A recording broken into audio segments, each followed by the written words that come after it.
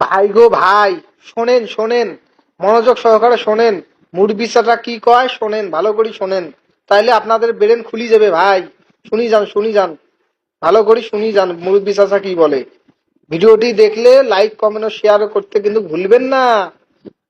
রাজাকার দুই প্রকার, এক প্রকার রাজাকার হিন্দুস্তানি দালাল, এক প্রকার পাকিস্তানি রাজাকারেরা 1971 সনে ওরা চায় নাই একটা মুসলিম রাষ্ট্র ভেঙ্গে দুটা রাষ্ট্র হোক। তারা দালালি করেছিল দেশপ্রেমের পক্ষে এবং ইসলামের পক্ষে, এবং তারা কেউই দেশের ধন সম্পদ চুরি করে পাকিস্তান পালিয়ে যায় নাই একজনও। আজ তারা একজনও পৃথিবীতে বেঁচে নেই।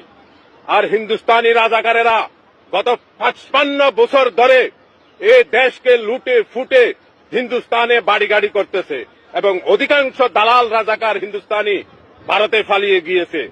বর্তমানেও দেশে অসংখ্য হিন্দুস্তানি 5-8 দালাল রাজাকার বিচরণ করতেছে।